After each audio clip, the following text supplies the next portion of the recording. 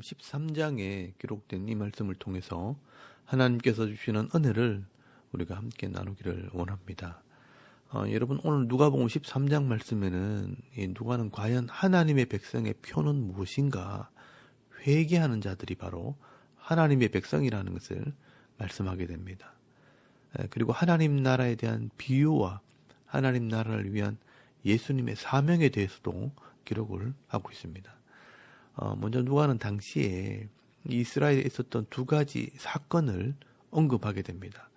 여러분 1절 말씀에 보시면 이 당시 로마 총독이었던 빌라도가 이 갈릴리 지역에 있는 사람들이 절기를 지키면서 하나님께 제사를 드릴 때 이 사람들을 죽인 사건을 언급하면서 예수님께 보고를 합니다. 여기 갈릴리 사람들의 피를 그들의 제물에 섞은 일이라는 것은 이 갈릴리 사람들이 하나님께 제사를 드리며 이 제물을 드릴 때 죽임을 당한 사건을 말하는 것입니다. 그런데 사람들이 이때 죽임을 당한 사람들을 보고 하나님께 저주를 받은 사람들인 것처럼 예수님께 보고를 한 것입니다. 그래서 예수님께서 2절 말씀에 보시면 이 갈릴리 사람들이 이같이 해를 받음으로 다른 모든 갈릴리 사람보다 죄가 더한 줄 아느냐. 만약 너희도 회개하지 않으면 다 이와 같이 망하리라 라고 말씀을 합니다. 갑자기 죽임을 당한 자들은 때가 되어서 죽은 것이지만 너희도 이런 죽음이 기다리고 있다는 것을 기억하라는 것입니다. 이 사람들이 죄가 있다고 정죄하기보다 너희도 회개하지 않으면 이 사람들처럼 갑자기 심판이 임하게 된다는 것입니다. 그렇기 때문에 살아있을 때 회개할 기회가 있을 때 회개하라는 것입니다. 그리고 4절 말씀에 또 한 사건을 언급합니다. 실로암 목가에 있는 망대를 세우다가 무너지는 바람에 18명이 죽은 사건을 언급하면서 이때 죽은 사람이 예루살렘에 거한 다른 모든 사람보다 죄가 더 있는 줄 아느냐. 만약 너희도 회개하지 아니하면 다 이와 같이 망하리라 라고 말씀을 합니다. 여기서 중요한 것은요. 너희도 회개하지 아니하면 이와 같이 망하게 된다라는 것입니다. 여러분 제사를 드리다 죽은 사람들이나 망대가 무너져서 죽은 사람들이나 이렇게 죽을 줄 알았겠습니까? 너희도 이런 심판이 있다는 것을 알고 아직 기회가 있을 때 마지막 심판이 임하기 전에 회개하라는 것입니다. 사실 이 내용은 앞에 나오는 누가복음 12장 말씀과 연결이 되어 있습니다. 내가 고발을 당해 이 재판에 넘겨지기 전에 화목해라, 회개해라. 이 재판에 넘겨지고 죄가 드러나 감옥에 들어가게 되면 나오지 못한다는 것입니다. 그러니까 마지막 재판석에 서기 전에 회개해야 하나님의 백성이 된다는 것입니다. 그래서 6절 말씀에 보시면 이것을 또 이 포도원에 있는 무화과 나무의 비유로 설명을 하게 됩니다.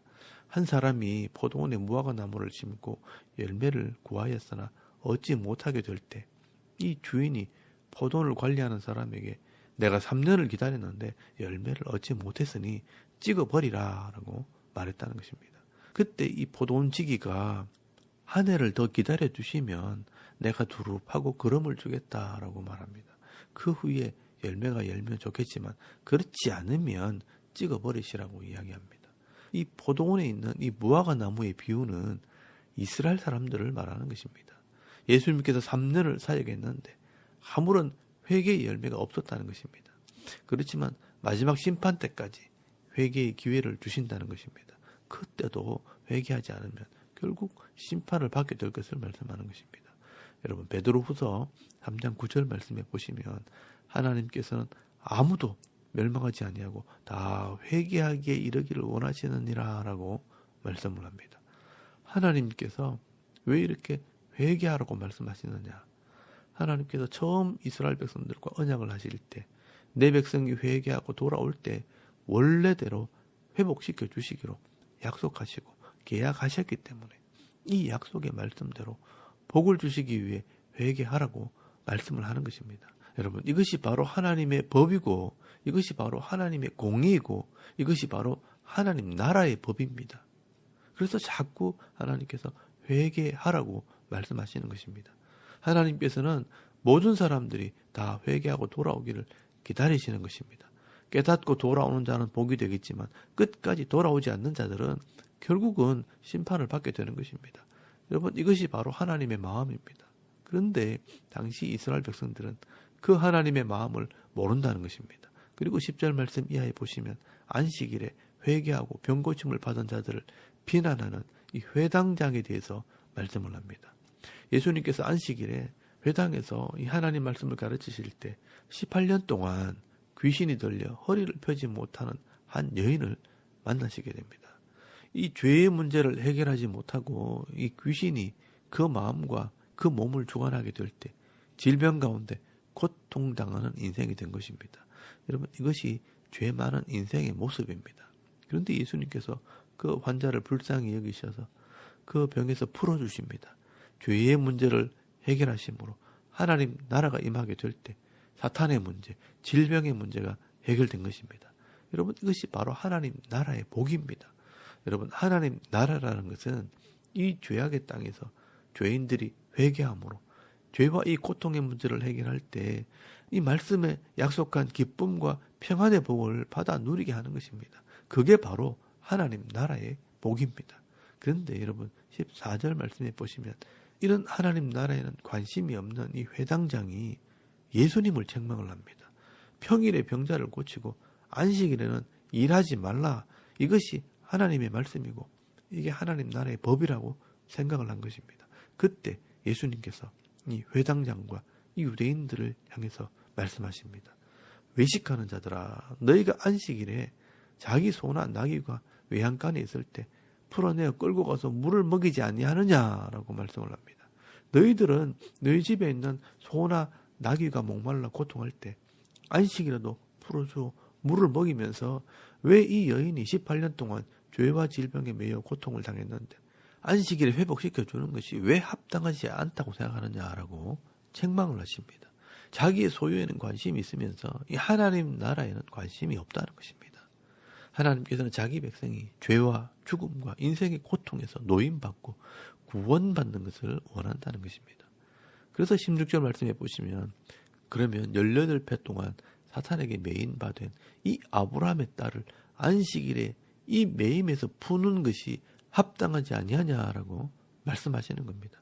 천국의 안식을 상징하는 이 안식일에 고통당하는 여인을 고치는 것은 이 하나님의 나라가 이 죄인을 풀어주는 사역이라는 것을 보여주시는 것입니다.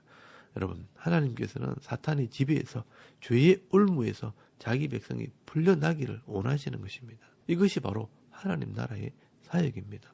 그런데 당시에 이스라엘 백성들은 회개하지도 않고 이 예수님 말씀에는 귀를 기울이지도 않았기 때문에 이런 백성들의 영적인 상태를 깨닫게 하시려고 비유로 설명을 하십니다. 그래서 여러분 18절 이하의 말씀에 보시면 내가 하나님 나라를 어떻게 비유할까 하면서 한 사람이라도 회개하게 될 때 그 한 사람을 통해 이 하나님 나라가 이루어지게 될 것을 말씀하고 있습니다. 여러분 18절 말씀에 보시면 예수께서 이르시되 하나님 나라가 무엇과 같을까? 내가 무엇으로 비유할까? 하시면서 겨자씨를 가지고 비유를 하십니다. 하나님의 나라는 겨자씨 하늘같이 작은 데서부터 시작하는 것이라고 말씀을 합니다. 그러나 그 속에 생명이 있기 때문에 그 생명이 자라나게 되면 이 겨자나무에 새들이 깃들이는 것처럼 많은 사람들이 하나님 나라의 복을 받게 될 것이라고 말씀을 합니다. 하나님 나라의 특징 중에 하나가 작은 데서부터 시작하고 회개함으로 죄사함 받은 이 한 사람으로부터 시작한다는 것을 말씀하고 있습니다. 그리고 21절 말씀에는요, 이 하나님 나라를 누룩에 비유를 합니다. 이 하나님의 나라는 마치 여자가 이 가루 소말 속에 갖다 넣어 전부 부풀게 한 누룩과 같다라고 말씀을 합니다. 비록 작은 누룩이지만 가루에 들어가게 되면 그 가루 전부를 변화시킬 수 있는 것처럼 이 변화된 한 사람이 모든 사람을 변화시키는 것이 바로 하나님의 나라라는 것입니다. 또 어떤 사람이 예수님께 질문을 합니다. 23절 말씀에 보시면 주여 구원을 받은 자가 적으니까 라고 질문을 합니다. 이스라엘 사람들 중에 구원을 받을 자가 그렇게 적은지 묻는 것입니다. 그때 예수님께서 말씀하십니다. 좁은 문으로 들어가기를 힘쓰라. 내가 너희에게 이르노니 들어가기를 구하여도 못하는 자가 많으리라 라고 말씀을 합니다. 이 말은 이 넓은 길로 가는 자들이 너무 많다는 것입니다. 이스라엘 사람들은 자기들이 하나님과 언약한 백성이라고 겉모습만 자랑하고 실제로는 자기 욕심과 자기 전통을 따르는 사람들입니다. 기회가 있을 때, 아직 살아있을 때 이런 쉬운 길, 넓은 길을 가지 말고 좀 힘들어 보여도 이 하나님 말씀을 잘 배우고 깨달아서 그 말씀을 순종함으로 좁은 길을 가라고 말씀을 합니다. 그렇지 않으면 나중에 이 길로 오고 싶어도 오지 못하는 일이 벌어진다는 것입니다.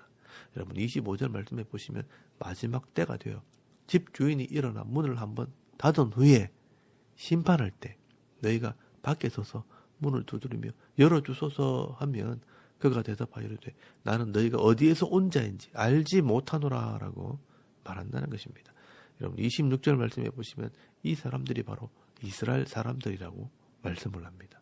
그들이 말하기를 우리는 주 앞에서 먹고 마셨으며 주는 또한 우리를 길거리에서 가르치셨나이다 라고 말한다는 것입니다.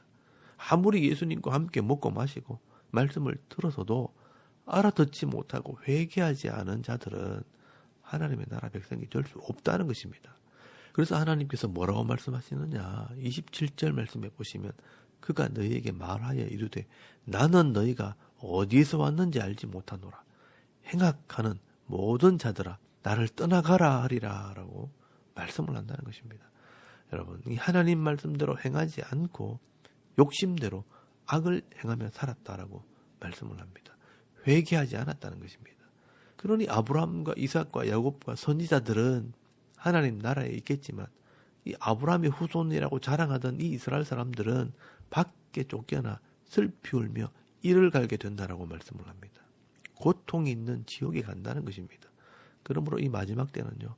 이방인들이 동서남북으로 와서 하나님의 잔치에 참여하게 된다라고 말씀을 합니다. 그리고 나중된 이방인들이 먼저 되고 먼저 약속한 이 이스라엘 사람들이 나중이 될 자도 있다라고 말씀하는 것입니다. 여러분 그 당시에 많은 이스라엘 사람들이요. 자기가 이 아브라함의 자손이라는 혈통을 자랑하고 그 모습만 하나님의 백성인 것처럼 교만했지만 진정으로 이 예수님을 믿고 이 하나님 말씀을 순종하지 않으면 불신자와 같이 심판을 받게 될 것을 말씀하는 것입니다. 여러분 오늘 우리도 마찬가지입니다. 교회를 오랫동안 다니고 직분을 받고 하는 이 겉모습보다 더 중요한 것은 한 영혼이 하나님 앞에 회개함으로 예수를 믿고 그 말씀대로 살아가는 삶이 중요하다는 것입니다. 회개하는 자가 하나님 백성이고요. 때가 되어도 회개하지 않으면 심판을 받을 수밖에 없습니다. 이것이 바로 하나님의 약속입니다. 오늘도 우리가 이 하나님 말씀을 즐거워하며 늘 마음에 묵상함으로 이 자신의 부족함을 깨닫고 늘 회개하는 한 사람이 될 때 하나님의 백성에게 주시는 은혜를 받아 누리게 될 뿐 아니라 남은 생애가 소망 있는 삶이 되는 것입니다. 오늘도 자신의 삶을 돌아보며 말씀에 순종하는 삶, 회개하는 삶으로 늘 영육이 새로워지는 은혜를 받아 누리는 믿음 있는 성도들이 다 되실 수 있길 바랍니다. 그리고 마지막으로 31절 말씀 이하에 보시면 예수님께서 자기 백성을 구원하시기 위해 사명을 감당하는 모습을 기록하고 있습니다. 여기 헤롯은요, 갈릴리 지역을 다스리는 헤롯 안디바를 말합니다. 어떤 바리새인이 예수님께 나와서 헤롯 안디바가 당신을 죽이고자 한다고 알려줍니다. 이 바리새인들은요, 헤롯을 이용해서 예수를 죽이려고 하고 이 헤롯은 정치적으로 이스라엘의 종교 지도자들을 이용해서 예수를 죽이려고 하는 것입니다. 그때 예수님께서 내가 헤롯에 의해서 죽는 것이 아니라 하나님께서 예정하신 대로 이 하나님 말씀대로 죽게 될 것을 말씀을 합니다. 예수님께서는요. 내가 감당해야 될 사명이 있다는 것을 말씀하는 것입니다. 여러분 32절 말씀해 보시면 너희는 가서 저 여우에게 이르되 오늘과 내일은 내가 귀신을 쫓아내며 병을 고치다가 제 3일에는 완전하여 지리라 하라라고 말씀을 합니다. 여러분 여기 여우는 당시 헤롯을 말합니다. 헤롯에게 가서 분명히 말하라는 것입니다. 오늘과 내일은 귀신을 쫓아내고 병을 고치는 이 하나님 나라 사역을 하고 3일이 되면 십자가 사역을 감당하게 될 것이라. 예수님께서는 지금 사명의 길을 가고 있다는 것입니다. 그래서 내가 죽을 곳은 이곳 갈릴리 지역이 아니라 예루살렘이다라고 말씀하는 것입니다. 여러분 33절 말씀해 보시면 선지자가 예루살렘 밖에서는 죽는 법이 없느니라라고 말씀을 합니다. 예수님께서는 이 하나님의 계획대로 예루살렘에서 십자가의 죽임을 당하실 것을 말씀하는 것입니다. 그리고 34절에서 35절까지 말씀에는 이 예루살렘에 대한 예수님의 단식입니다. 예루살렘이 은혜의 장소요, 복이 임하는 곳인데 이제는 선지자들을 돌로 치고 메시아를 죽이는 곳이 되었다라고 말씀을 합니다. 내가 이 예루살렘을 돌아오게 하려고 암탉이 새끼를 날개 아래 모으는 것처럼 너희 자녀들을 모으려고 했지만 너희들이 회개하고 돌아오지 않았다는 것입니다. 그래서 이 예루살렘이 심판을 받아 황폐하게 될 것이고 내가 이 땅을 심판하러 다시 올 때까지 나를 보지 못하게 될 것이라고 말씀을 합니다. 예수님께서는요, 이 땅에 있는 동안 하나님 나라의 표적을 보여주고 십자가로 이 죄의 문제를 해결하고 마지막 때 내가 다시 이 복음을 믿지 않는 자들을 심판하러 오게 될 것을 말씀하는 것입니다. 여러분, 이것이 바로 메시아의 사명입니다. 이 말씀의 이면에는 그때까지 너희들이 회개하고 돌아와야 된다는 것입니다. 그렇다면 오늘 예수를 믿는 우리가 이 땅에서 해야 될 사명은 매일매일의 이 삶 속에서 하나님 말씀을 의지하고 늘 회개함으로 하나님의 백성이 되고 또한 예수님처럼 내게 주신 이 하나님 나라 사명을 감당해야 하는 것입니다. 여러분 33절 말씀해 보시면 그러나 오늘과 내일과 모레는 내가 갈 길을 가야 하리니 이 예수님께서도 이 죽음의 위협 속에서도 내가 가야 할 길, 이 사명을 감당하러 간다라고 말씀하신 것처럼 오늘도 저와 여러분이 이 성도의 사명을 감당해야 하고 또 세상의 위협 속에서도 말씀을 순종하는 길, 이 좁은 길을 달려가야 하는 것입니다. 그리고 적어도 내가 만나는 모든 사람들에게 이 복음을 증거하고 또 하나님 나라의 이 복을 나눠주는 삶을 살아야 하는 것입니다. 오늘도 이 사명 감당하면서 하나님께서 예비해 놓으신 이 하나님 나라의 복을 받아 누리며 끝까지 내게 주신 이 사명을 감당하는 저와 여러분의 이런 영적인 삶의 모습이 되실 수 있기를 주의 이름으로 축원합니다. 아멘. 우리 잠깐 기도드리겠습니다. 오늘도 회개함으로 하나님 백성으로 삶을 살게 하옵소서. 겨자씨처럼 누룩처럼 작지만 이 하나님께서 주신 이 생명으로 열매 맺게 하옵소서. 이 나라 이 민족을 위해 또 교회 부흥을 위해 가정과 자녀들의 믿음을 위해서 기도하시고 또 개인의 기도 제목을 따라 기도하고 오늘 하루 삶을 또 시작할 수 있기를 바랍니다. 다 같이 우리 하나님께 한번 기도드리겠습니다. 살아계신 하나님 은혜를 참 감사합니다. 오늘 이 아침에 우리가 하나님을 예배하게 하시고